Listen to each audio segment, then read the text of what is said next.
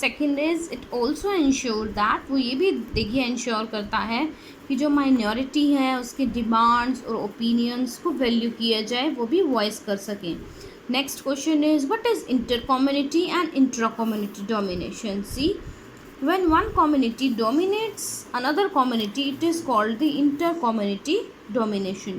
जब एक कम्युनिटी किसी दूसरी कम्युनिटी को डोमिनेट करती है तो इसे हम बोलते हैं inter community domination. Like you can take the example of Hindu and Muslim. अगर हिंदू जो है इंडिया में वो डोमिनेट कर रहे हैं मुस्लिम्स पे, तो ये एग्जांपल है इंटर कम्युनिटी डोमिनेशन का. Next is intra community domination. It means अगर एक ही कम्युनिटी का कोई एक पर्सन किसी दूसरे पर्सन को डोमिनेट कर रहा है, इट मीन्स उसके अगेंस्ट अपनी पावर का मिसयूज़ कर रहा है, तो वो होगा इंट्रा कम्युनिटी. फॉर एग्जांपल, ये क्लास में 30 स्टूडेंट्स की स्ट्रेंथ है, 20 बॉयज़ हैं, 10 गर्ल्स हैं और all belong to the same community. और बॉयज़ जो हैं वो अपनी कोई भी पावर उन्हें दी जा रही है और उसका मिसयूज़ कर रहे हैं. क्यों? क्योंकि वो मेजॉरिटी में है, सारे डिसीजन जो है वो बॉयज़ ले लेते हैं.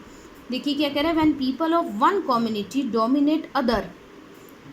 पीपल जो है एक कम्युनिटी का दूसरे को डोमिनेट कर रहा है within the same country नहीं है, sorry, it is within the same community.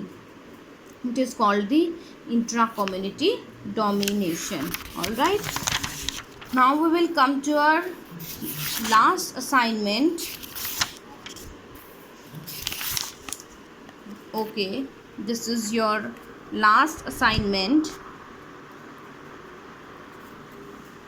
So next question is when was the Constitution Assembly started the making of constituent. जो हमारी इंडिया की कॉन्स्टिट्यूएंट असेंबली थी उन्होंने कौन से ईयर में कॉन्स्टिट्यूशन बनाना स्टार्ट कर दिया था?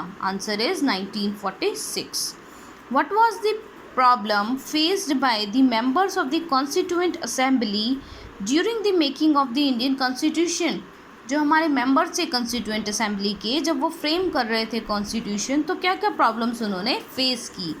Yes, answer is in India different communities lived who spoke different language and belong to different religion. देखिए इंडिया में बहुत अलग अलग टाइप की कम्युनिटीज़ हैं, आपको पता है. People here spoke different type of language, people wear different type of clothes, people follow different type of religion. तो एक ये भी प्रॉब्लम थी कि ऐसा कैसे कॉन्स्टिट्यूशन बनाया जाए जिससे सबको इक्वल राइट्स प्रोवाइड किए जाएँ. Second point is at that time the country has partition into India and Pakistan. This was also the major problem. उस टाइम पे हम सबको पता है कि हमारी कंट्री में पार्टीशन हो गया था, हमारी कंट्री डिवाइड हो गई थी इंडिया और पाकिस्तान में, तो ये भी एक मेजर प्रॉब्लम क्रिएट हो रही थी. All right, so next question is who is known as the father of the Indian constitution.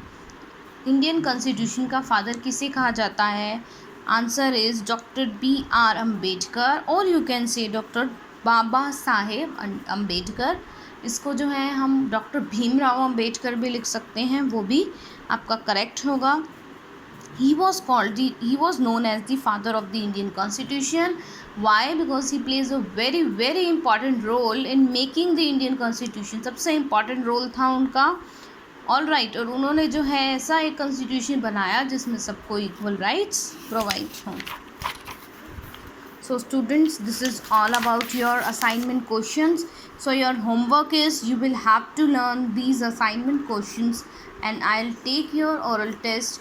So be prepared and all the best for your test.